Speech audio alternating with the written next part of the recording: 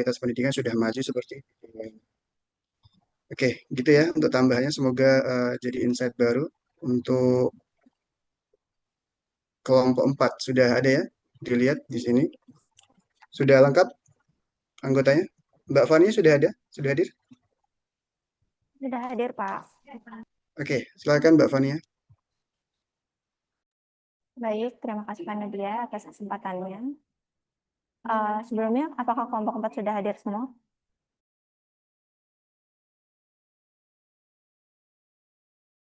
Sudah, moderator. Oke, untuk mempersingkat waktu, mari kita mulai. Bismillahirrahmanirrahim. Assalamualaikum warahmatullahi wabarakatuh. Pada kesempatan kali ini, kita akan melanjutkan perkuliahan kita untuk mendengarkan presentasi hasil diskusi dari kelompok 4 mengenai penganggaran pendidikan. Mohon maaf.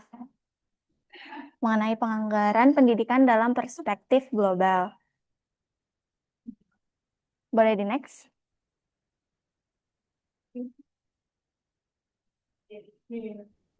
Adapun anggota kelompok dari kelompok 4 yaitu Anissa Putri Alamsyah, Hadana Putri Fadilah, Muhammad Ihsan Kamil, Nabila Fahira, Randityo Purnomo, dan Revalia Zahira.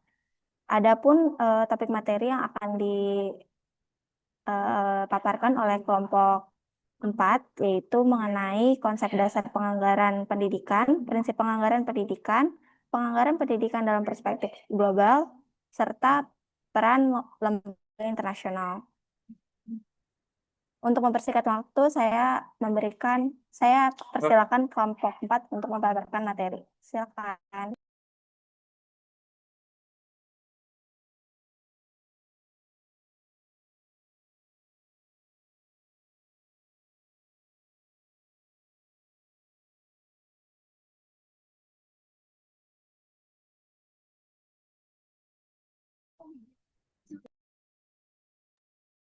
Baik, terima kasih kepada moderator, Fania. Kita lanjut ke konsep dasar penganggaran pendidikan. Boleh di next?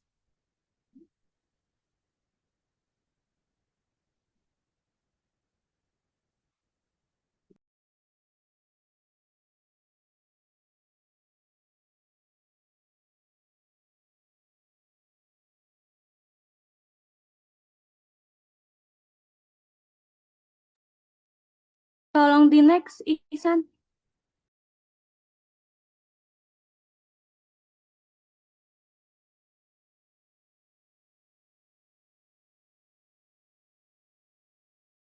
Oke, kita akan masuk ke konsep dasar penganggaran pendidikan. Konsep dasar penganggaran pendidikan adalah suatu proses perencanaan dan penyusunan alokasi dana untuk mendukung pelaksanaan program pendidikan. Penganggaran ini berfungsi sebagai alat untuk mengatur, mengarahkan, dan mengendalikan penggunaan dana agar tujuan pendidikan dapat tercapai secara efektif, efisien, dan terukur. Nah, lalu dalam perspektif global, penganggaran pendidikan tidak hanya berbicara tentang penyediaan dana, tetapi juga bagaimana dana tersebut dikelola secara efektif, efisien, transparan, dan akuntabel. Organisasi internasional seperti UNESCO dan World Bank memandang pendidikan sebagai investasi panjang yang dapat meningkatkan kualitas sumber daya manusia dan mendorong pertumbuhan ekonomi. Oleh karena itu, anggaran pendidikan tidak dianggap sebagai pengeluaran semata, tetapi melainkan sebagai investasi untuk mendukung pembangunan sosial, ekonomi, dan kemajuan suatu negara di masa depan. Next.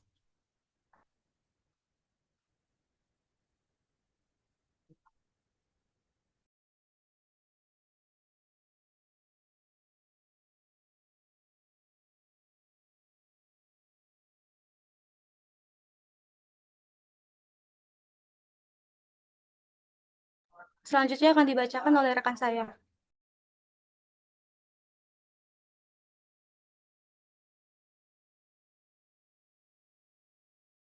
Oke, selanjutnya kita masuk ke prinsip penganggaran.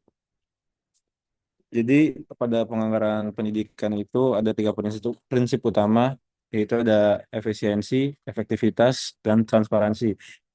Untuk efisiensi, yaitu adalah berarti kemampuan untuk memperoleh hasil yang optimal dengan menggunakan sumber daya yang tersedia secara tepat dan hemat tanpa mengurangi kualitas pendidikan. Dengan kata lain, setiap dana yang dikeluarkan harus mampu menghasilkan manfaat yang sebesar-besarnya sehingga pemborosan dapat diminimalkan. Menurut Nurdianti tahun 2021, efisiensi pengelolaan anggaran sangat dipengaruhi oleh kualitas pengawasan. Sekolah yang memiliki sistem pengawasan yang baik cenderung lebih mampu mengelola anggaran secara efisien dibandingkan sekolah yang pengawasannya kurang optimal. Dalam konsep value for money, efisiensi diukur dari perbandingan antara input dan output. Semakin sedikit sumber daya yang digunakan untuk menghasilkan output yang sama, maka semakin tinggi pula tingkat efisiensinya. Kemudian yang kedua ada efektivitas. Efektivitas itu berkaitan dengan kemampuan penggunaan anggaran untuk mencapai tujuan dan sasaran pendidikan yang telah ditetapkan. Anggaran dikatakan efektif apabila program yang dibiayai mampu menghasilkan output dan outcome sesuai dengan target yang direncanakan. Artinya, keberhasilan penganggaran tidak hanya dilihat dari seberapa besar dana yang terserap, tetapi lebih penting lagi sejauh mana dana tersebut mampu meningkatkan kualitas pendidikan secara nyata. Kemudian yang transparansi itu adalah berarti seluruh proses pengelolaan anggaran pendidikan, mulai dari perencanaan, pelaksanaan, hingga pertanggungjawaban, dilakukan secara terbuka dan dapat diakses oleh para pemangku kepentingan, seperti orang tua, komite sekolah, masyarakat, maupun pemerintah. Prinsip ini sangat penting karena keterbukaan informasi memungkinkan masyarakat mengetahui bagaimana dana pendidikan digunakan dan apakah penggunaannya sudah sesuai dengan tujuan yang telah ditetapkan. Melalui transparansi, masyarakat dapat berpartisipasi dalam melakukan pengawasan sehingga potensi penyalahgunaan anggaran dapat diminimalkan. Selain itu, transparansi juga mampu meningkatkan kepercayaan publik terhadap pengelolaan dana pendidikan. Boleh dilanjut.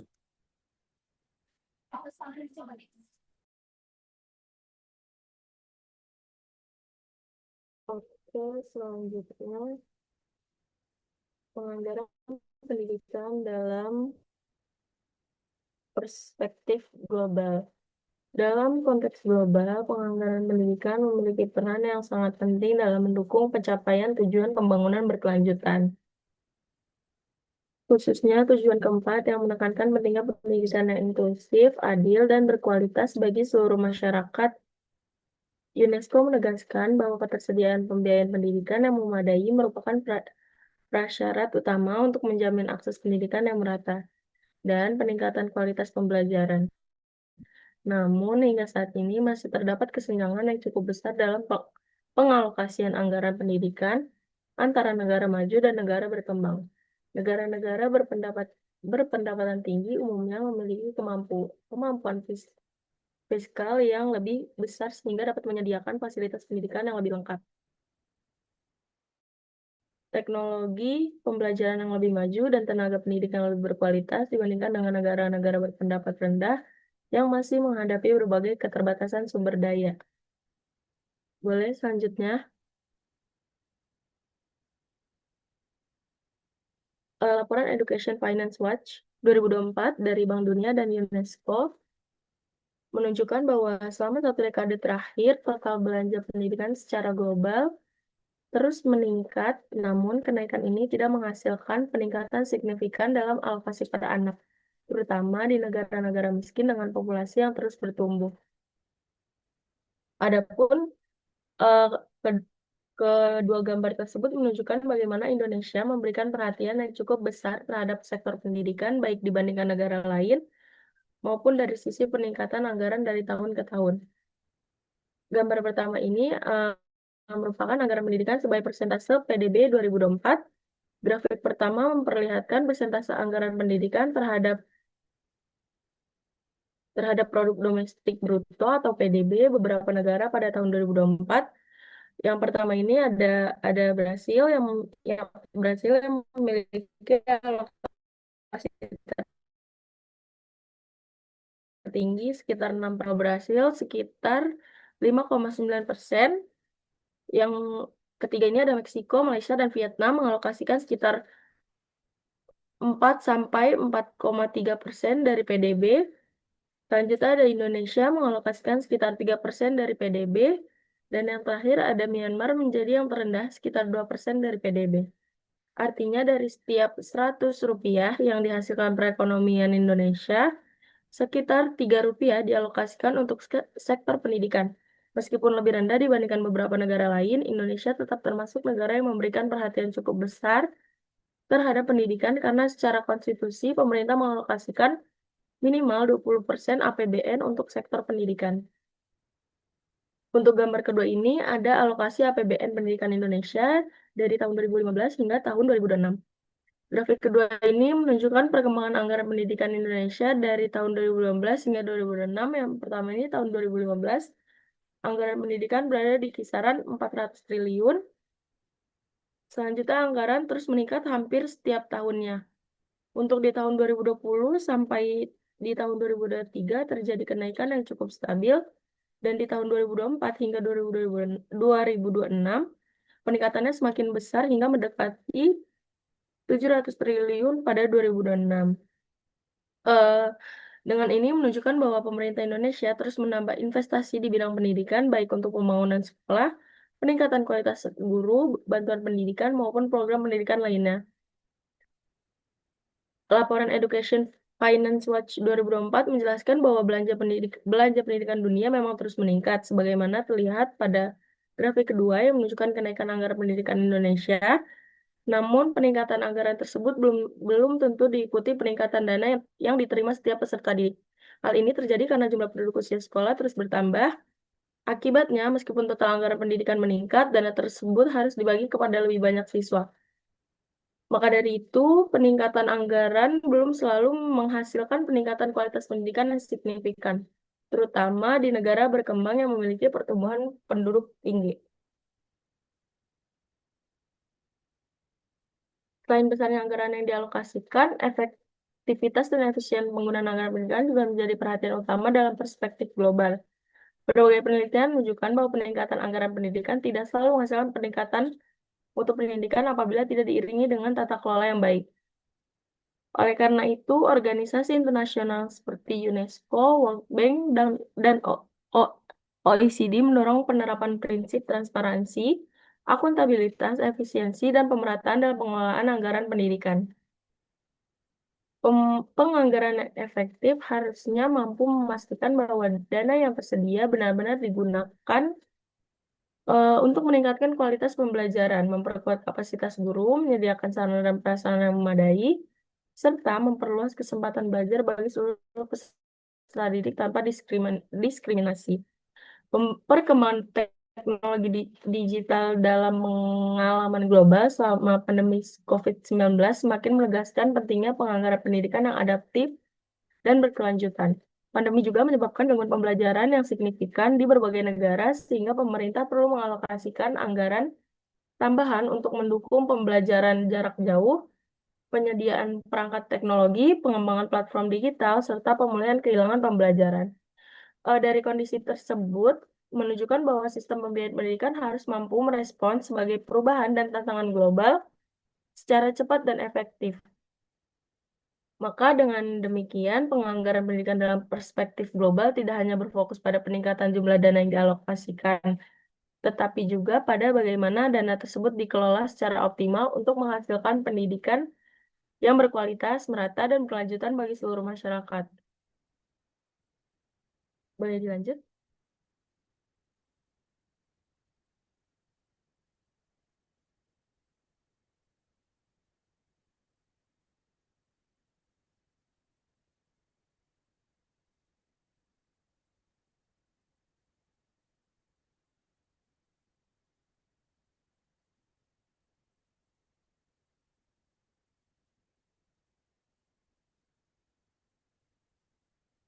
Boleh slide selanjutnya.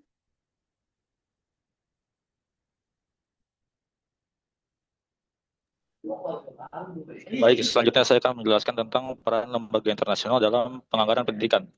Nah, dalam perspektif global, penganggaran pendidikan tidak lagi dapat dilihat hanya sebagai urusan internal suatu negara. Pendidikan sudah menjadi bagian dari agenda pembangunan dunia, karena pendidikan berperan penting dalam meningkatkan kualitas SDM, mengurangi kemiskinan, mendorong pertumbuhan ekonomi, memperkuat demokrasi, dan menciptakan keadilan sosial. Oleh karena itu, lembaga internasional seperti UNESCO, World Bank, UNICEF, dan OECD memiliki peran penting dalam mempengaruhi arah kebijakan pembiayaan pendidikan di berbagai negara. Nah, berikut ini adalah peran dari berbagai lembaga internasional tersebut. Yang pertama adalah UNESCO. UNESCO berperan dalam menegaskan bahwa pendidikan adalah hak asasi manusia dan kepentingan publik yang dijamin oleh negara. UNESCO memandang pendidikan sebagai bagian dari kontrak sosial untuk membangun masa depan bersama, bukan hanya sebagai layanan yang bergantung pada kemampuan ekonomi masyarakat. Nah, dalam konteks penganggaran, UNESCO mendorong negara-negara untuk menyediakan anggaran pendidikan sekitar 4-6% dari PDB atau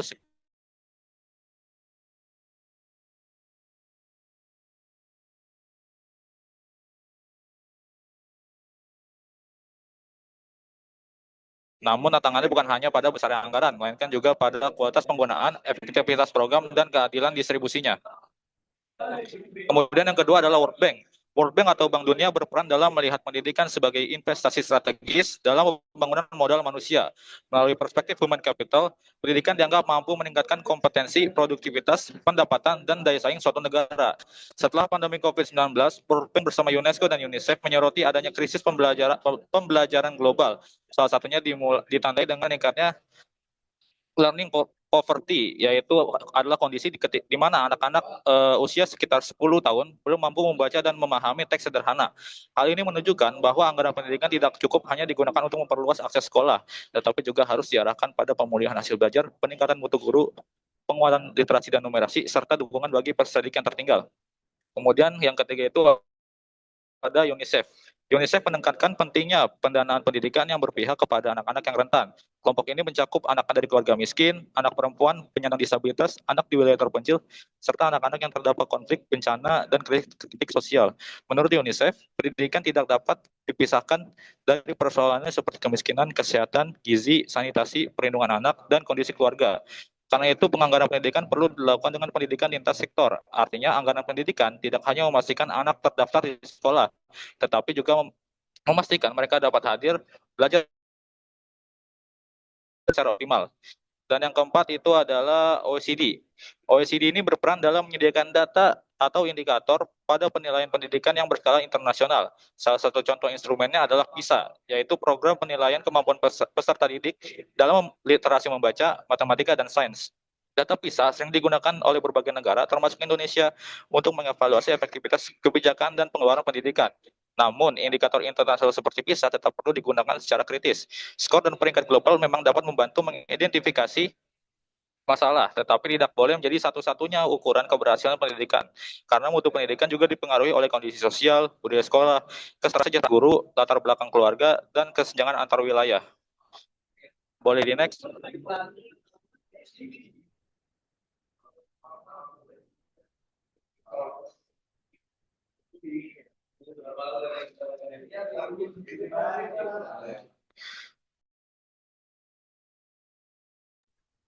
Baik, selanjutnya masuk ke dalam tren penganggaran pendidikan global. Nah, tren itu sendiri adalah kecenderungan atau pola perubahan suatu fenomena dalam kurun waktu tertentu. Nah, dalam materi sekarang ini, tren penganggaran pendidikan global berarti bagaimana pola alokasi prioritas pendanaan pendidikan di dunia berubah dari tahun ke tahun. Biasanya dalam rentang 5 sampai 10 tahun terakhir. Nah, di sini ada 5 tren penganggaran pendidikan global, yaitu yang pertama itu ada pergeseran prioritas bantuan pendidikan global, lalu ada perubahan komposisi pendanaan antar jenjang pendidikan, lalu ada variasi regional dalam strategi penganggaran, lalu juga ada tekanan biaya pendidikan dan beban rumah tangga, serta konsentrasi donor dan risiko sistemik. Boleh di next?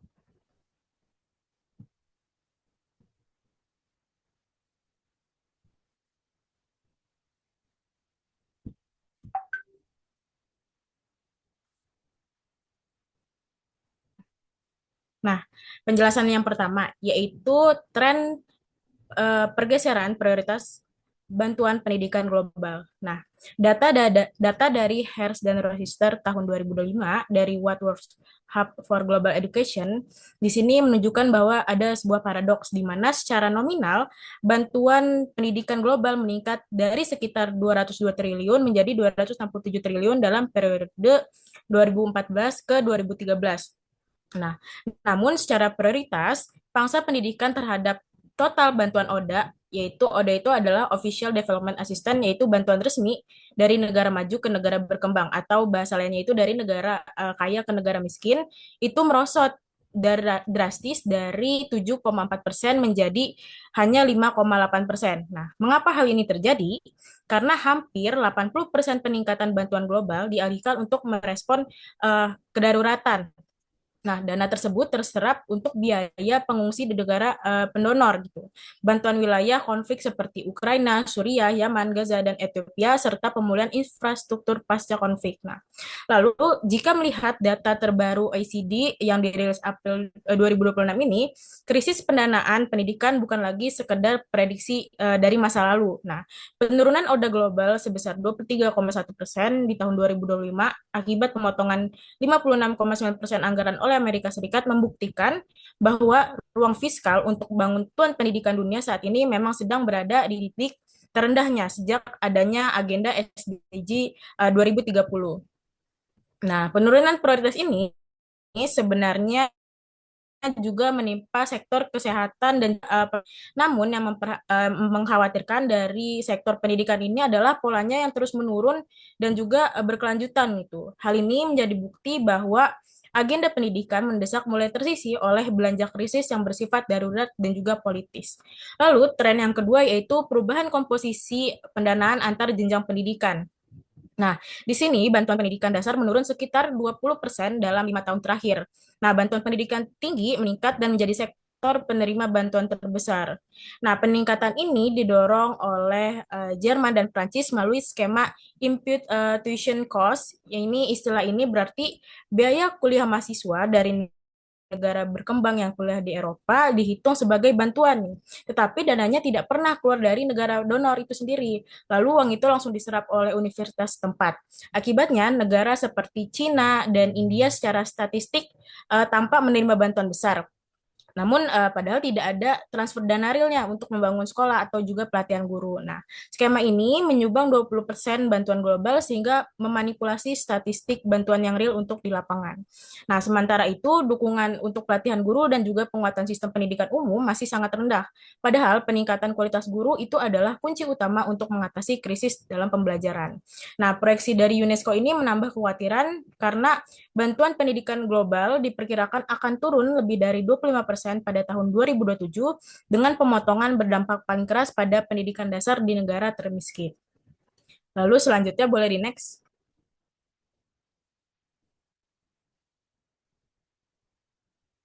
Nah, tren yang ketiga yaitu ada variasi regional dalam strategi penganggaran.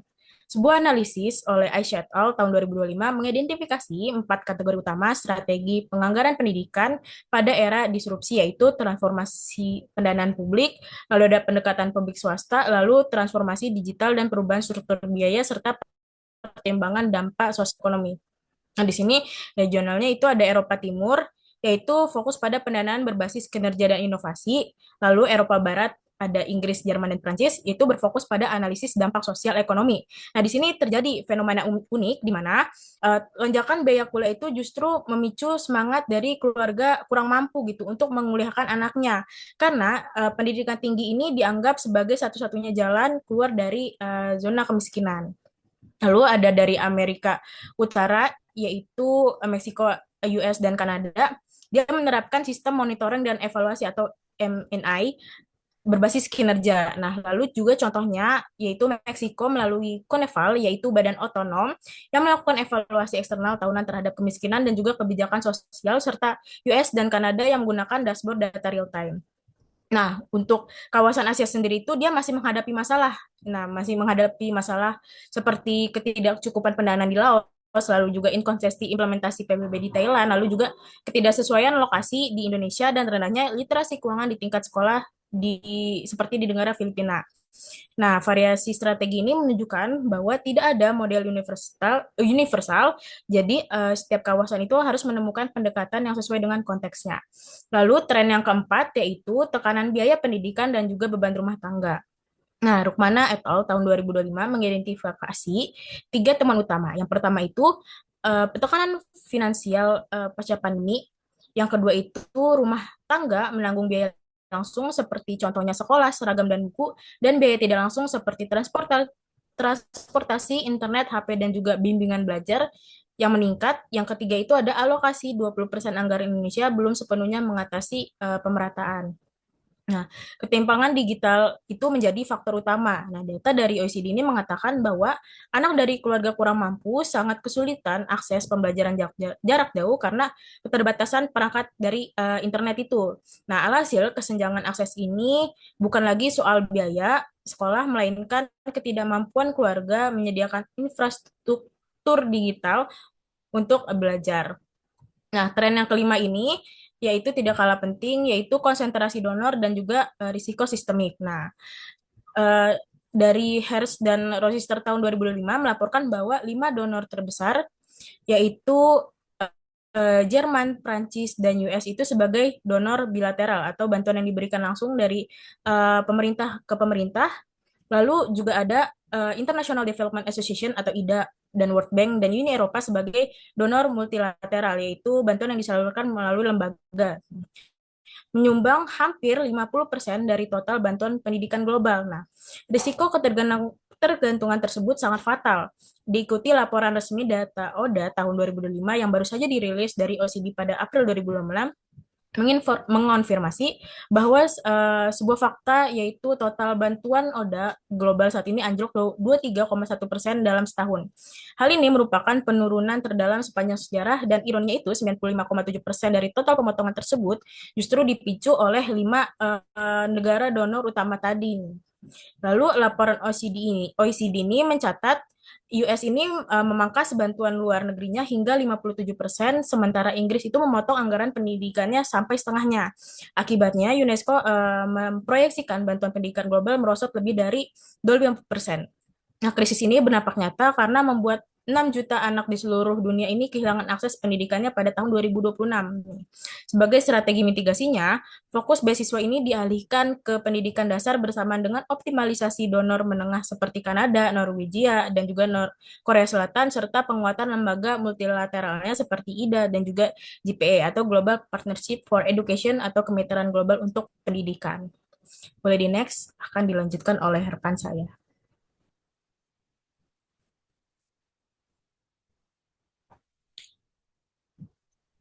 Boleh tolong di next.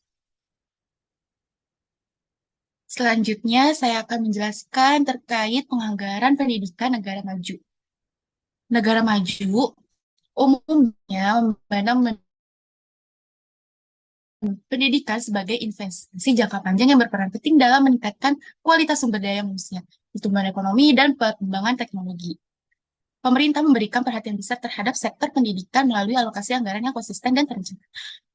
Dari penelitian Marliana et al. Tahun 2025, rata-rata negara maju mengalokasikan anggaran itu sekitar 5 hingga 6% dari produk domestik bruto atau PDB untuk pendidikan. Besarnya alokasi tersebut itu menunjukkan bahwa pendidikan menjadi salah satu prioritas utama dalam pembangunan nasional. Adapun beberapa negara maju dalam pengelolaan anggaran pendidikan, yang pertama ini Finlandia. Finlandia ini menyediakan pendidikan gratis mulai dari tingkat dasar hingga perguruan tinggi. Ia menanggung biaya pendidikan, tetapi juga mendukung fasilitas belajar, kebutuhan siswa, serta pelatihan guru. Hal inilah membuat kualitas pendidikan di Finlandia juga tetap terjaga. Selanjutnya, negara Jepang. Jepang memfokuskan anggaran pendidikannya pada pengembangan teknologi pendidikan, peningkatan kualitas guru, dan pendidikan karakter. Karena itu, siswa tidak hanya dibekali kemampuan akademik, tetapi juga nilai disiplin dan tanggung jawab. Kemudian Jerman. Negara ini tuh dikenal dengan sistem pendidikan vokasi atau dual system, yaitu perpaduan antara pembelajaran di sekolah dan praktik langsung di dunia industri.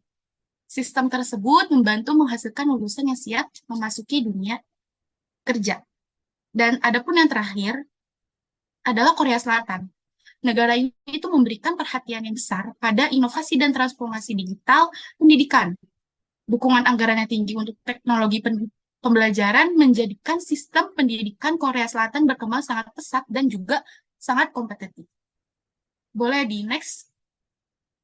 Berdasarkan contoh dari negara-negara yang sudah disebutkan, ada beberapa karakteristik utama yang menjadikan penganggaran pendidikan di negara maju. Yang pertama ini alokasi anggaran yang besar dan konsisten, di mana dana pendidikan diberikan secara stabil setiap tahun sebagai bentuk komitmen pemerintah terhadap pembangunan sumber daya manusia. Yang kedua, sistem pengelolaan yang transparan. Artinya penggunaan dana diawasi secara ketat dan berbasis data sehingga lebih efektif juga tepat sasaran. Yang ketiga, pemanfaatan teknologi pendidikan. Negara maju telah mengintegrasikan berbagai teknologi seperti learning, juga kecerdasan buatan atau AI untuk mendukung proses pembelajarannya. Yang keempat, perhatian terhadap kualitas guru. Guru di sini memperoleh pelatihan profesional secara berkala serta dukungan kesejahteraan yang memadai. Dan adapun yang terakhir adalah pemerataan akses pendidikan, sehingga masyarakat di berbagai wilayah memiliki kesempatan yang sama untuk memperoleh pendidikan yang tentunya berkualitas. Jadi, keberhasilan negara maju dalam pendidikan itu tidak hanya ditentukan oleh besarnya anggaran yang dimiliki, tapi juga oleh efektivitas dari pengelolaan dananya, terus konsistensi kebijakannya, serta komitmen pemerintah dalam menjadikan pendidikan sebagai prioritas pembangunannya. Hal inilah yang menjadi salah satu faktor penting dalam menciptakan sumber daya yang unggul dan berkualitas. Boleh di next akan dijelaskan oleh Ihsan Kamil.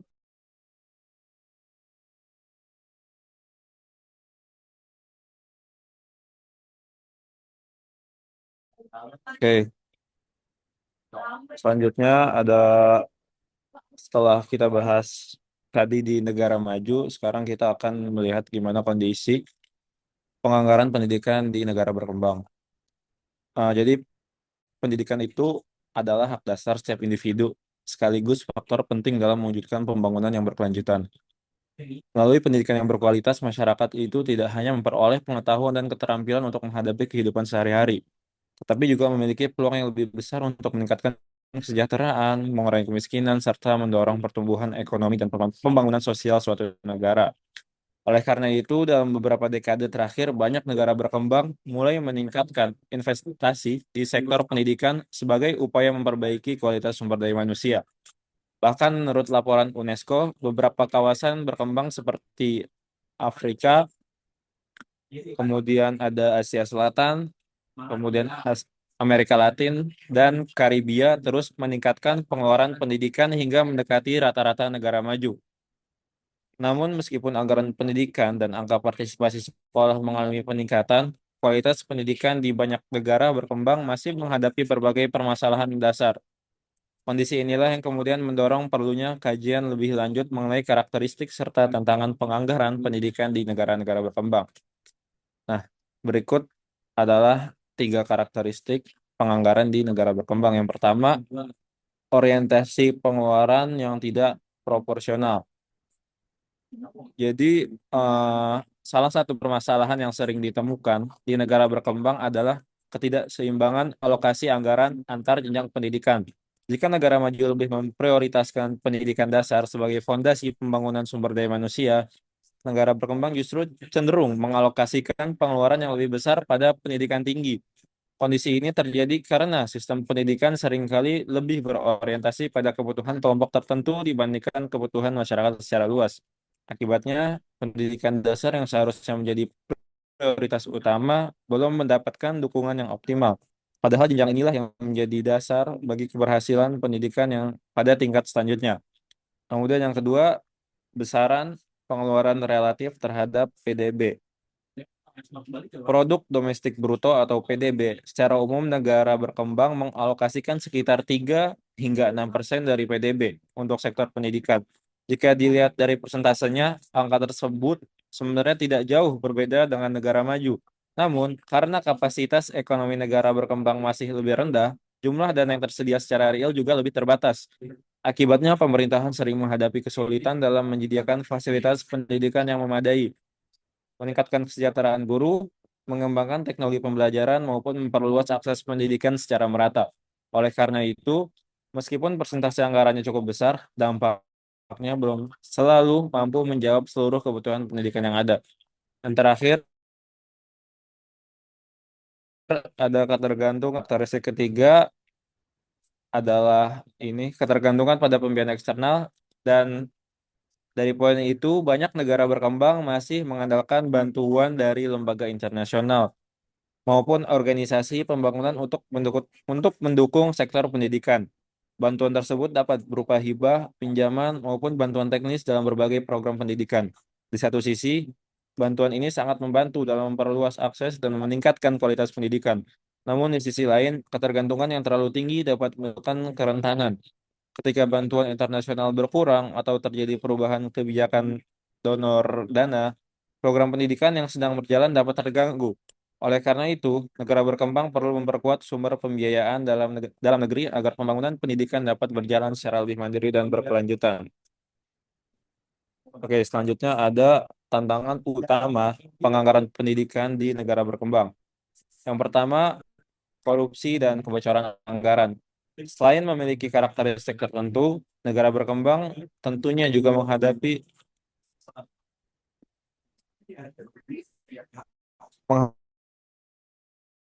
berbagai tantangan. Tantangan pertama adalah korupsi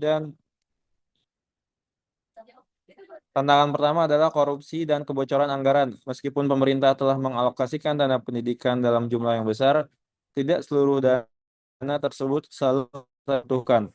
Dalam beberapa kasus, terjadi penyimpangan, penyalahgunaan, maupun kebocoran anggaran yang menyebabkan dana pendidikan tidak dimanfaatkan secara optimal. Akibatnya, kualitas layanan pendidikan yang diharapkan tidak dapat tercapai secara maksimal. Kemudian yang kedua, kualitas infrastruktur dan tenaga pendidik. Di berbagai negara berkembang masih ditemukan sekolah dengan kondisi bangunan yang kurang layak, keterbatasan laboratorium, perpustakaan, maupun sarana teknologi pembelajaran. Selain itu, kompetensi dan kesejahteraan guru juga masih menjadi persoalan di beberapa wilayah. Kondisi ini berdampak langsung terhadap kualitas proses pembelajaran mengajar yang diterima peserta didik. Kemudian yang ketiga ada ketimpangan akses antara perkotaan dan pedesaan. Sekolah di daerah perkotaan umumnya memiliki fasilitas yang lebih lengkap, jumlah guru yang lebih memadai, serta akses teknologi yang lebih baik dibandingkan sekolah di daerah terpencil atau pedesaan. Akibatnya, kualitas pendidikan yang diterima peserta didik menjadi tidak merata. Kemudian yang keempat ada mekanisme pembiayaan yang tidak efisien. Dalam beberapa kasus, distribusi anggaran pendidikan belum sepenuhnya sesuai dengan kebutuhan di lapangan. Ada sekolah yang memperoleh alokasi dana cukup besar meskipun kebutuhannya tidak terlalu mendesak. Sementara sekolah lain yang lebih membutuhkan justru menerima anggaran yang terbatas. Selain itu, lemahnya perencanaan, kemudian pengawasan juga dapat menyebabkan penggunaan dana kurang efektif. Oleh karena itu, diperlukan sistem penganggaran yang lebih tepat sasaran. Boleh dilanjut.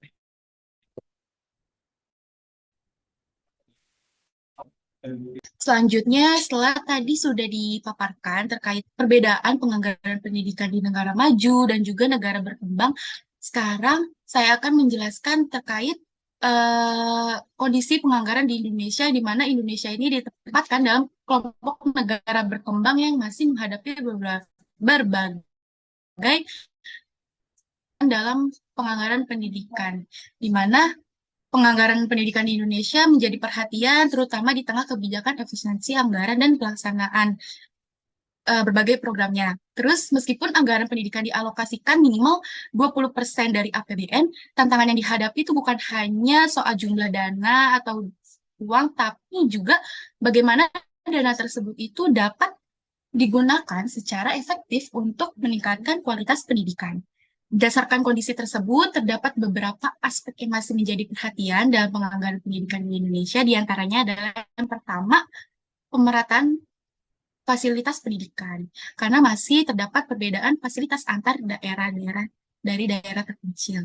Kedua, efektivitas penggunaan anggaran, di mana penggunaan anggaran ini agar dananya yang tersedia itu benar-benar berdampak pada peningkatan mutu pendidikan. Yang ketiga, peningkatan kualitas tenaga pendidik melalui pelatihan dan pengembangan kompetensi guru. Selain itu, yang keempat, ada transparansi dan akuntabilitas dana pendidikan, yang dimana itu juga penting agar penggunaan anggaran dana itu dapat dipertanggungjawabkan.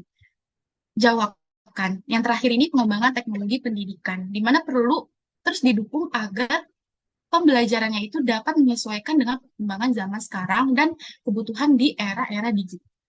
Jadi, fokus penganggaran pendidikan saat ini itu bukan hanya pada besarnya dana yang dialokasikan, tetapi juga pada bagaimana dana tersebut dapat dikelola secara efektif untuk meningkatkan kualitas pendidikan di Indonesia. Boleh di next?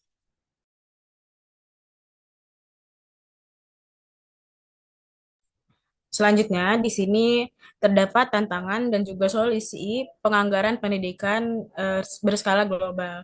Nah, pertama itu ada tantangan degradasi fasilitas dan juga hambatan inovasi kurikulum. Nah, di sini tuh keterbatasan anggaran menurunkan kualitas infrastruktur seperti ruang kelas, lab, dan juga teknologi gitu. Dan menghambat pengembangan kurikulum inovatif seperti literasi digital, lalu juga ada STEM, lalu berpikir kritis. Nah, sehingga memperlebar kesenjangan pendidikan antar wilayah.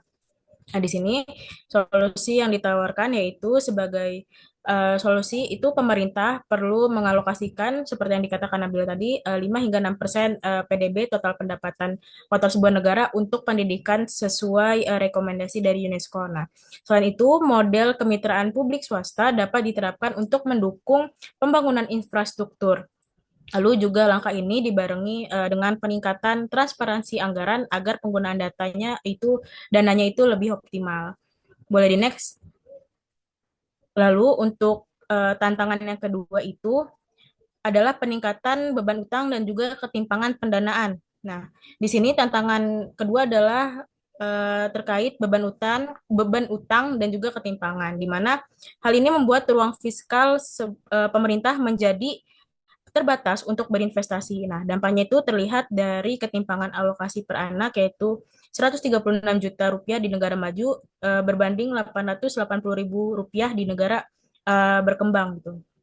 Nah, di sini solusinya itu yaitu langkah solutif yang dapat diambil adalah rekonstruksi utang melalui inisiatif HIPC atau Heavily Indebted Poor Country, yaitu program global dari IMF dan juga World Bank untuk menghapus atau memotong utang negara-negara termiskin di dunia. Nah, melalui skema ini, dana yang tadinya habis untuk mencicil utang luar negeri dapat dialihkan menjadi anggaran domestik. Nah, seperti contoh keberhasilan di negara Somalia yang mampu meloloskan ruang fiskal negaranya. Lalu bersama dengan itu, pemerintah juga harus memprioritaskan prinsip kecukupan, efisiensi, dan juga keadilan dalam belanja pendidikan. Selain itu, penyaluran bantuan internasional harus diarahkan secara tepat sasaran pada pembiayaan pendidikan dasar di negara-negara termiskin tersebut. Lalu, boleh di next. Lalu untuk tantangan ketiga pada skala global, yaitu rendahnya akuntabilitas dan juga tata kelola.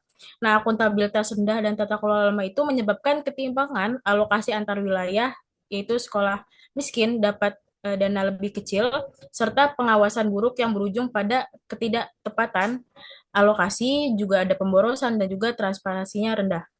Nah, solusi yang ditawarkan itu reformasi tata kelola dilakukan dengan menerapkan sistem pemantauan berbasis data seperti Badan Coneval yang ada di Meksiko. Ya, kita perlu juga mendigitalisasi pelaporan keuangan sekolah melalui sistem EMIS serta melibatkan masyarakat dalam pengawasan. Nah, untuk menjamin keberlanjutan, perlu adanya dikembangkan skema pendanaan kolaboratif dan juga dana abadi pendidikan. Boleh di next. Selanjutnya ada studi kasus. Oke, sekarang kita lanjut ke studi kasus penganggaran pendidikan di Korea Selatan. Yang pertama itu kita akan bahas latar belakang program BK21 atau Brain Korea yang diluncurkan oleh pemerintah Korea Selatan pada tahun 1999 sebagai upaya untuk meningkatkan kualitas pendidikan tinggi dan mempercepat pemulihan ekonomi pasca krisis Asia pada tahun 1997. Nah, program ini itu berfokus pada pengembangan sumber daya manusia, penelitian, dan inovasi agar Korea Selatan ini mampu bersaing di tingkat global. Pemerintah menjadikan pendidikan tinggi sebagai salah satu strategi untuk memulihkan ekonomi dan meningkatkan daya saing negara. Hal ini menunjukkan bahwa pendidikan dipandang sebagai investasi jangka panjang bagi kemajuan bangsa. Lalu yang kedua, ada pengalokasian anggaran pendidikan dalam program BK21. Pemerintah Korea Selatan mengalokasikan dana sebesar 1,4 triliun won selama 7 tahun untuk mendukung program ini.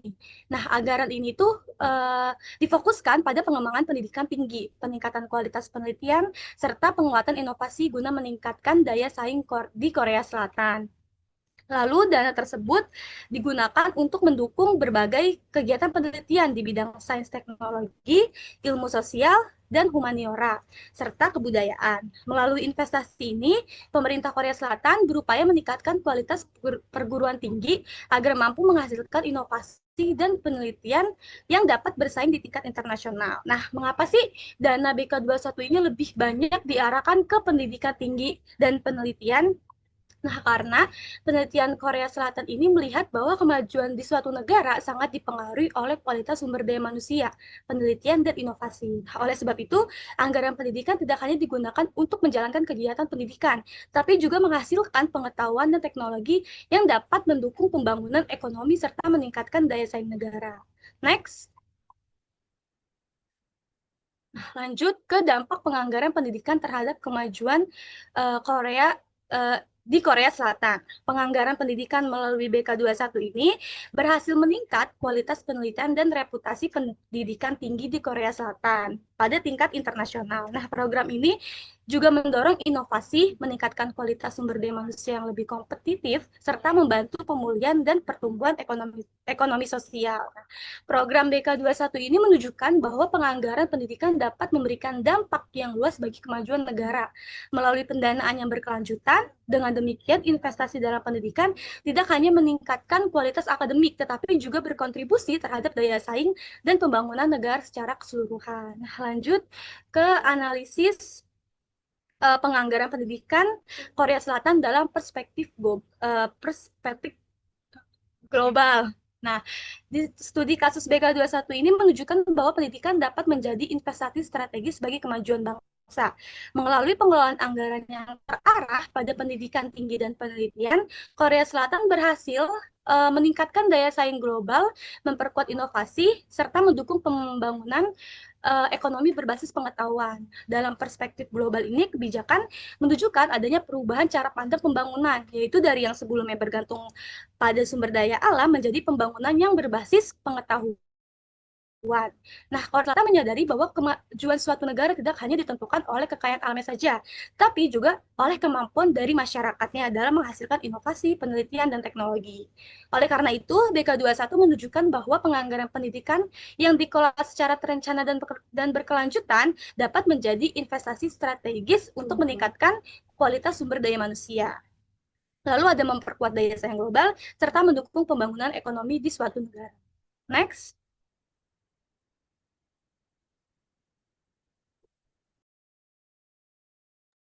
Akan dibacakan oleh rekan saya. Nah, pada akhirnya kita masuk pada kesimpulan. Nah, kesimpulan dari materi kami yaitu adalah penganggaran pendidikan berperan strategis dalam meningkatkan mutu dan sumber daya manusia dan kualitas pendidikan. Agar efektif, anggaran harus dikelola berdasarkan prinsip efisiensi, transparansi, akuntabilitas, dan keadilan. Secara global masih terdapat kesenjangan pembiayaan antara negara maju dan negara berkembang. Sementara lembaga internasional turut mempengaruhi arah kebijakan pendidikan. Di Indonesia sendiri, komitmen pembiayaan diwujudkan melalui alokasi minimal 20% dari APBN dan APBD untuk pendidikan. Namun tantangan pemerataan mutu masih perlu diatasi melalui tata kelola anggaran yang lebih baik. Mungkin sekian pemaparan materi dari kelompok 4. Kami kembalikan kepada moderator. Baik, terima kasih kepada seluruh anggota kelompok 4 atas penganggaran materi yang telah disampaikan. Dan presentasi tersebut kita dapat melihat bahwa penganggaran pendidikan tidak hanya menjadi persoalan nasional, tetapi juga dipengaruhi oleh dinamika global, peran lembaga internasional, dan kondisi ekonomi masing-masing negara. Selanjutnya kita akan memasuki sesi diskusi bagi teman-teman reviewer yang ingin mengajukan pertanyaan. Boleh raise hand.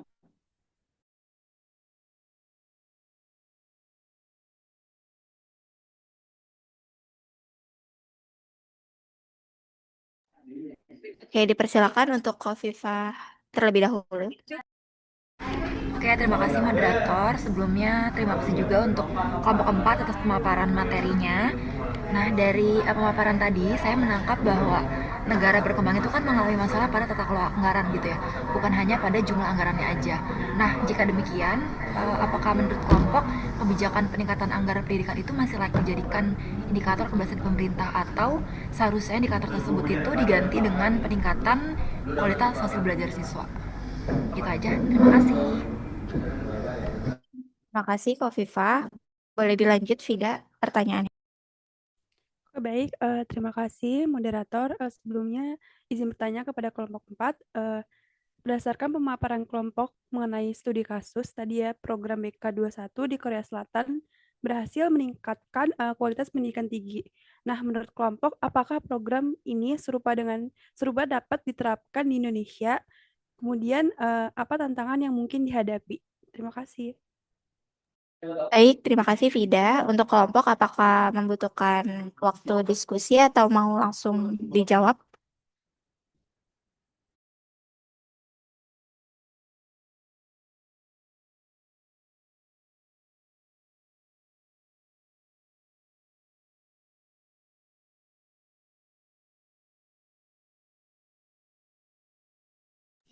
Bagaimana kelompok? Apakah membutuhkan waktu diskusi atau ingin langsung dijawab?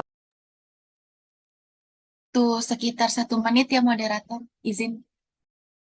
Oke, Nabila. Masih moderator. Ya, untuk menunggu, saya akan membacakan lagi pertanyaannya. Yang pertama itu dari Khofifah tentang menurut kelompok, kebijakan peningkatan anggaran pendidikan masih layak dijadikan indikator keberhasilan pemerintah, atau seharusnya indikator tersebut diganti dengan peningkatan kualitas hasil belajar siswa. Selanjutnya ada pertanyaan dari Vida, yaitu tentang program BK21 di Korea Selatan yang sudah berhasil meningkatkan kualitas pendidikan tinggi. Menurut kelompok, apakah program serupa dapat diterapkan di Indonesia, dan apa saja tantangan yang mungkin dihadapi?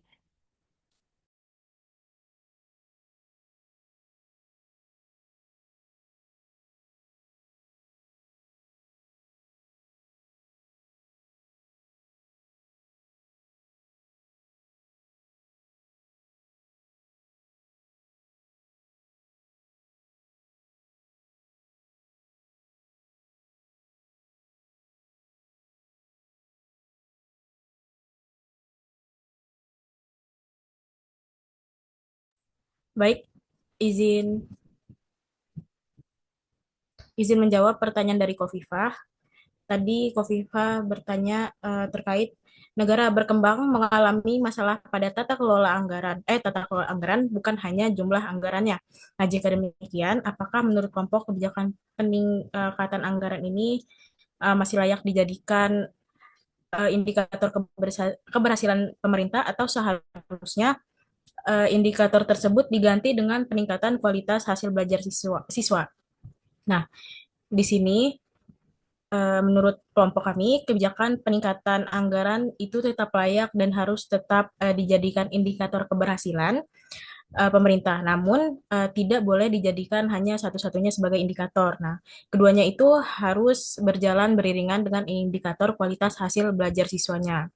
Nah, terdapat 3 alasan utama dari mengapa hal itu bisa terjadi. Yang pertama itu, anggaran adalah prasyarat dasar atau adequacy. Nah, peningkatan volume anggaran menunjukkan komitmen awal pemerintah, karena tanpa anggaran yang naik, kita tidak akan bisa memperbaiki fasilitas dasar atau mendanai inovasi kurikulum seperti STEM yang berbiaya tinggi. Nah, alasan pertama ini bersumber dari rekomendasi UNESCO mengenai alokasi 5-6% PDB dan riset dari Dewi et al. Tahun 2005 tentang dampak keterbatasan anggaran terhadap degradasi infrastruktur sekolah. Lalu alasan kedua itu, masalahnya itu bukan pada anggarannya, tetapi tata kelolanya. Nah, tantangan terbesar ini di berbagai negara berkembang adalah rendahnya akuntabilitas dan juga efisiensi, sehingga solusinya itu bukan untuk menghapus indikator anggarannya, melainkan memperketat pengawasannya. Nah, lalu alasan ketiga itu indikator yang saling melengkapi. Nah, indikator input yaitu jumlah anggaran tetap dipakai untuk mengukur kecukupan, sementara indikator output yaitu kualitas hasil belajarnya itu dipakai untuk mengukur efektivitas penggunaan anggaran tersebut. Boleh mungkin dilanjuti oleh Kan itu jika keberhasilan pemerintah hanya diukur dari hasil belajar, nilainya juga kurang tepat karena kualitas pendidikan itu dapat dipengaruhi oleh banyak faktor seperti kondisi sosial ekonomi keluarga, terus lingkungan belajar, kualitas guru, dan juga pemerataan fasilitas pendidikan. Jadi hasil belajar tidak dapat dijadikan satu-satunya indikator keberhasilan pemerintah. Contoh dari penerapan global tadi sudah dijelaskan oleh Anissa saat pemaparan, yaitu Meksiko melalui Coneval, di mana lembaga otonom ini menjadi bukti bahwa sebuah negara bisa tetap mengalokasikan anggaran yang besar, namun kualitasnya itu dikontrol ketat melalui evaluasi eksternal tahunan yang berbasis dengan data. Jadi menurut kelompok kami, indikator keberhasilan pemerintah itu sebaiknya tidak mengganti indikator anggaran dengan hasil belajar siswa, melainkan dari penggabungan keduanya. Dengan begitu, kita dapat menilai tidak hanya seberapa besar dana yang dialokasikan, tapi juga seberapa besar dampak yang dihasilkan terhadap kualitas pendidikan. Seperti itu, Kofifah, dari jawaban dari Anissa juga dari saya, apakah terjawab? Oke, terima kasih sudah sangat terjawab Nabila dan Anissa. Terima kasih banyak. Terima kasih kembali. Selanjutnya akan dijawab oleh rekan saya. Oke, baik. Saya akan menjawab pertanyaan dari Pida, yaitu pertanyaannya program BK21 di Korea Selatan berhasil meningkatkan kualitas pendidikan tinggi. Nah, menurut kelompok, apakah program serupa dapat diterapkan di Indonesia? Lalu apa tantangan yang mungkin dihadapi? Nah, menurut kelompok, program seperti BK21 ini bisa diterapkan di Indonesia karena dapat meningkatkan kualitas pendidikan tinggi dan penelitian. Nah, melalui program seperti BK21 ini, pemerintah dapat memberikan dukungan pendanaan yang lebih terarah kepada perguruan tinggi agar mampu menghasilkan penelitian yang berkualitas dan berdaya saing internasional. Nah, namun tantangannya itu adalah keterbatasan anggaran, kesenjangan kualitas perguruan tinggi, serta budaya riset yang masih perlu diperkuat. Karena itu diperlukan pengelolaan dana yang tepat dan komitmen jangka panjang agar program tersebut dapat berhasil. Apakah terjawab, Fida?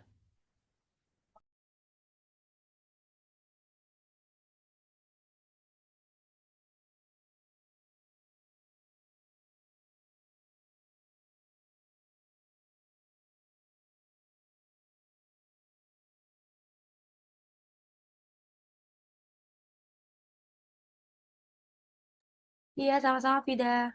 Saya kembalikan ke moderator.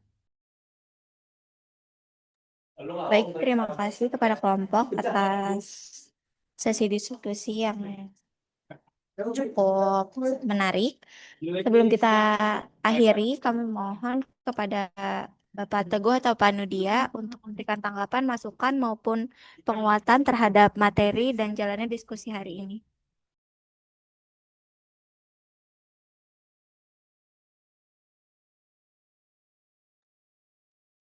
Oke, saya rasa cukup ya Mbak ya.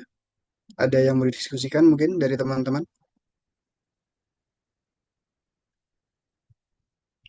Belum ada? Belum ada. Dari Pak Teguh apakah ada tambahan Pak?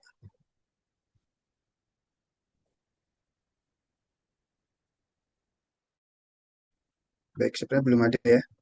Itu aja ya Mbak, silakan ditutup untuk presentasinya. Baik, Pak. Terima kasih Bapak Teguh dan Bapak Nudia. Demikian rangkaian presentasi kelompok 4 mengenai penganggaran pendidikan dalam perspektif global. Saya selaku moderator mohon maaf apabila ada kesalahan dalam memandu jalan diskusi. Wassalamualaikum warahmatullahi Ya, wabarakatuh. halo. Selamat siang semuanya. Warahmatullahi wabarakatuh. Selamat siang, Selamat Pak. siang. Bentar.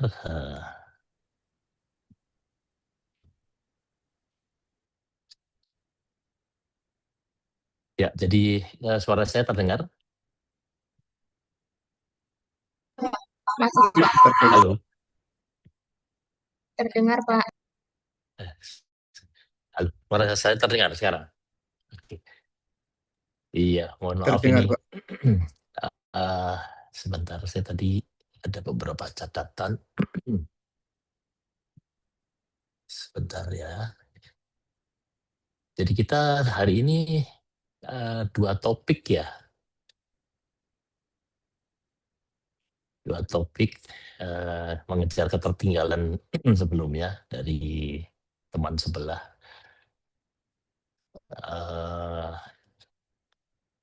Jadi kalau dari 2 topik tadi saya ingin melihat bahwa ada yang pertama adalah mana catatan saya tadi ya, sebentar.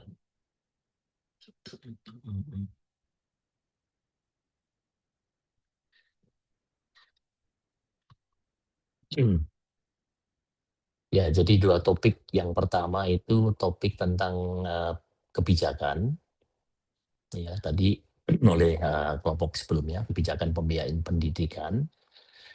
Dan yang kedua topiknya tentang penganggaran pendidikan, tapi kita lihat dari perspektif global ya. Jadi sebenarnya yang ingin saya sampaikan di sini, 2 topik tadi itu merupakan satu cerita yang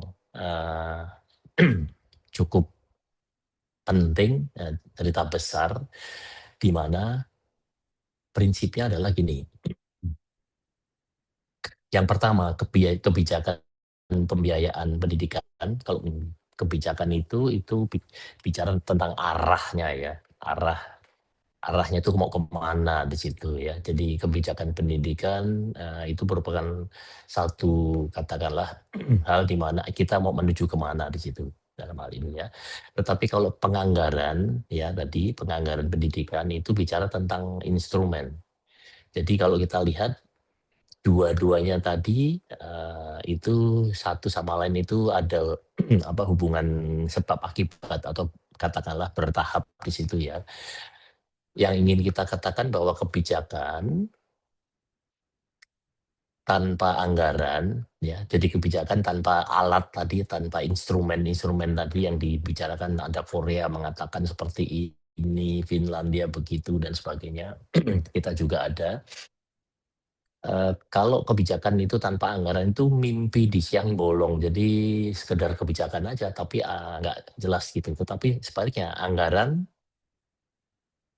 ya udah diberikan 20% dari APBN dan sebagainya, tapi tanpa kebijakan itu juga belanja yang tanpa arah. Jadi dua-duanya tidak bagus sehingga uang besar pun, anggaran besar pun itu tidak bisa menjamin tentang kualitas yang ada dalam hal ini ya. Tadi kita bicara tentang konteks yang di beberapa negara, salah satu yang mungkin mengesankan itu adalah di Korea ya. Kalau kita bisa banyak belajar dari sana, kenapa? Karena di kita ini walaupun sudah 700 sekian triliun anggarannya besar, tetapi salah satu ya, bukan berarti ranking PISA itu merupakan mutu, satu-satunya ukuran mutu, tidak. Tetapi itu merupakan satu cerminan bahwa anggaran yang besar, tapi tanpa melakukan yang namanya katakanlah arah yang tepat, itu akan menjadi bencana bahkan dalam hal ini. Dan itu yang terjadi di beberapa tempat. Nah kemudian beberapa tadi yang kita katakan setiap kebijakan penganggarannya itu harus melalui yang namanya sesuai dengan kuliah sekarang ini adalah tentang kelayakan. Jadi harus dilakukan yang namanya studi kelayakan. Artinya program-program yang besar-besar tadi itu kalau tidak ada studi kelayakannya itu akan malah jadi katakanlah kemana-mana. Dalam konteks ini contohnya seperti misalnya MBG gitu ya, tidak menggunakan tahapan studi kelayakan. Jadi anggaran yang besar tadi sudah dianggarkan, ya. Kemudian sebelumnya juga ada kebijakan yang secara mendadak. Nah, dalam konteks ini itu terjadi hal-hal yang seperti sekarang. Dan kalau teman-teman melihat di situ, sekarang ini kepala BGN sudah dicopot dan bahkan masuk ke kejaksaan dalam hal ini. Jadi memang menuju ke arah yang malah terjadi hal-hal yang tidak kita harapkan ya. Dana yang begitu besar, anggaran yang begitu besar tanpa arah, tanpa kelayakan, kalau itu dilaksanakan itu akan terjadi hal seperti itu. Nah, tetapi kita jangan lupa di dalam konteks pendidikan yang sekarang kita pelajari ini ada yang namanya beberapa program-program strategis baru yang kita ingin coba refresh ya. Dan itu salah satunya adalah sekolah rakyat. Sekolah rakyat ini itu merupakan katakanlah satu kebijakan ya, kembali lagi kebijakan yang diambil ya, diresmikan oleh Presiden, bahkan ada 166 sekolah rakyat di 34 provinsi misalnya dan kabupaten dalam hal ini. Nah, ini program ini adalah program yang sangat strategis ya, dan saya tidak tahu persis apakah ini atau kita berharap kelayakan studi kelayakannya sudah dihitung secara matang gitu ya. Karena kalau tidak, hal ini akan menjadi sesuatu hal yang nantinya berakhir seperti dalam konteks yang lain adalah MBG dalam hal ini. Kelayakan ini perlu banget dilakukan terhadap semua program-program hasil dari kebijakan dalam hal ini. Kemudian kedua, selain sekolah rakyat itu ada digitalisasi pembelajaran. Di sini kita sudah menggelontorkan itu katakanlah banyak sekali istilahnya digitalisasi pembelajaran tadi, memasang diberikan laptop perangkat digital yang yang flat screen ya, internet ke berbagai satuan pendidikan, dan sampai dengan November tahun 2025 yang lalu itu sudah 173.000 panel sudah tiba di sekolah ya dalam hal ini, dan ini merupakan satu tantangan atau satu ujian ya, apakah ini melalui satu studi kelayakan yang detail dan efektif dalam hal ini. Kemudian juga ada sekolah nasional terintegrasi. Jadi paling tidak karena kita belajar di manajemen pendidikan, berbagai proyek atau program-program strategis terkait dengan pendidikan, ini kita perlu paling tidak tahu ya. Jadi yang namanya sekolah nasional terintegrasi ini pembangunan 500 sekolah berstandar sangat premium ya, sangat high end, di lahan yang luas, kurikulumnya STEM dalam hal ini ya. Dan ini merupakan satu proyek prestis atau program prestis yang anggarannya itu juga menyita banyak sekali. Saya tidak tahu persis apakah ini sudah ada studi kelayakan yang proper apa tidak dalam hal ini. Jadi itu adalah beberapa hal yang kemudian menjadi pertanyaan buat kita semuanya. Ketiga program tadi, apakah itu sekolah rakyat, kedua adalah digitalisasi pembelajaran, kemudian yang ketiga adalah sekolah nasional terintegrasi, apakah program tersebut itu layak secara teknis misalnya, dan apakah program-program tersebut itu apakah akan sustain atau berkelanjutan secara financial dalam hal ini. Dan tidak kalah pentingnya adalah apakah program-program tersebut itu berdampak secara sosial. bagaimana kalau misalkan terjadi risiko yang terjadi seperti sekarang ini, cara memitigasi risikonya seperti apa. Karena kita tahu sekarang dolar itu hampir mencapai 18.000, minyak juga BBM juga dan sebagainya. Nah, ini beberapa hal yang kemudian apakah di dalam studi kelayakan pada waktu yang mereka lakukan waktu itu juga sudah mengasumsikan terjadi berbagai perubahan-perubahan variabel-variabel yang penting tadi. Jadi ini merupakan satu hal yang menjadi paling tidak kita sangat menjadi concern ya, karena kalau kita tidak melakukan studi kelayakan, menghitung secara benar dan sebagainya di situ akan terjadi hal-hal yang sangat mudah berpotensi untuk kegagalan dalam hal ini. Dan itu tidak terjadi di Korea. Di Korea yang tadi disampaikan oleh teman kita, istilahnya apa tadi, BRIN Korea ya. BRIN itu otak ya, otak Korea 2021 mungkin itu merupakan bagaimana membuat satu program mencetak otak maksudnya pendidikan atau kualitas pendidikan di abad 21. Nah, di sini Korea sangat prudent, hati-hati maksud saya, tetapi juga berani sekali di dalam rangka menganggarkan anggaran yang sangat besar sekali, dan di sini diluncurkan sejak tahun 99. Jadi ini sudah lama sekali sampai dengan sekarang ini, dan akibatnya apa? Hasilnya Korea ini memiliki reputasi kualitas pendidikan yang sangat luar biasa di sana ya, dan saya pikir ini merupakan satu contoh bagaimana sebuah kebijakan ya kemudian itu kemudian dianggarkan melalui satu proses yang namanya studi kelayakan dalam hal ini. Jadi ini merupakan satu hal benang merah yang kita perlu tahu. Walaupun sudah dilakukan studi kelayakan, ya kebijakannya sudah ditetapkan, melakukan studi kelayakan, tapi ada beberapa hal lagi di sini yang menjadi tantangan struktural di kita ini. Salah satunya adalah kebocoran anggaran atau korupsi, atau katakanlah ketimpangan infrastruktur yang ada dan sebagainya di situ. Jadi ada beberapa hal yang nampaknya satu sama lain saling terkait sedemikian rupa sehingga paling tidak pada hari ini kita belajar tentang kebijakan, yaitu merupakan satu arah, dan kemudian strategi untuk mencapainya tadi menggunakan instrumen atau alat. Alat itu adalah yang namanya studi kelayakan itu sendiri dalam hal ini. Saya kira mungkin itu yang bisa saya sampaikan sebagai penguatan atau perspektif dari sisi yang lain.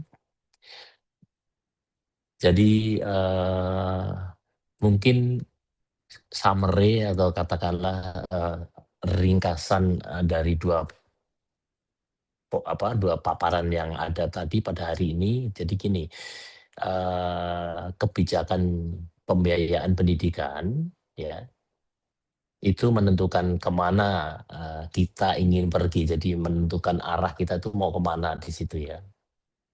Oke, tanpa Kompas atau tanpa Waze atau tanpa Google Transit kita bisa tersesat dalam hal ini. Jadi yang menentukan kompasnya itu adalah kebijakan pembiayaan pendidikan itu sendiri, oke. Dan yang kedua, setelah arah itu ditetapkan, programnya itu ditetapkan, kita mau apa, kita harus melakukan yang namanya atau harus memiliki yang namanya penganggaran tadi. Penganggaran itu merupakan hasil dari satu studi kelayakan yang memastikan bahwa program-program tadi ya itu layak didanai atau diberikan dana dalam hal ini. Jadi kembali lagi arah budget pendidikan 20% itu sudah merupakan satu arah kebijakan yang bagus, tetapi kalau kita dalam program-programnya ya itu kita tidak melakukan penganggaran yang tepat ya secara tepat ya, artinya secara apakah itu perhitungannya tepat, asumsinya tepat dan sebagainya. Di situ akan terjadi yang namanya justru pemborosan dan bahkan itu akan membuat satu bencana buat negara ini sendiri dalam hal ini. Saya kira itu merupakan satu penutup dari apa yang ingin saya sampaikan kepada teman-teman.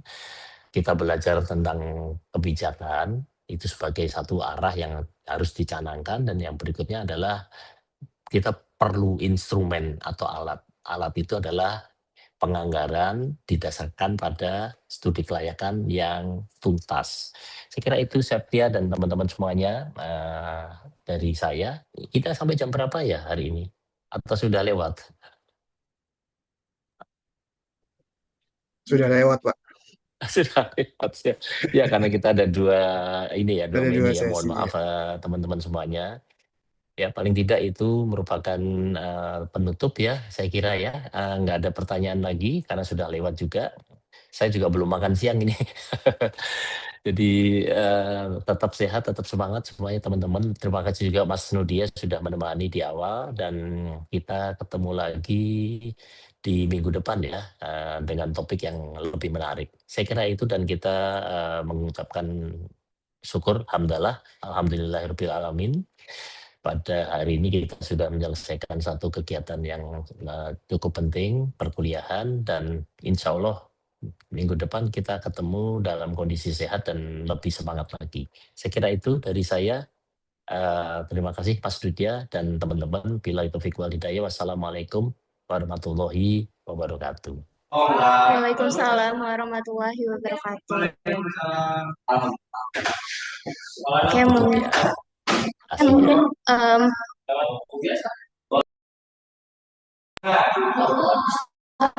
oke Pak, mungkin untuk dokumentasi terlebih dahulu ya Pak.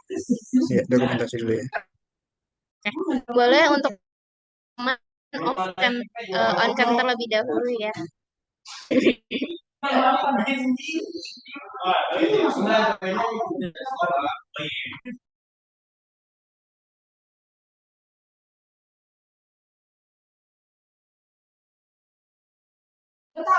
Udah belum?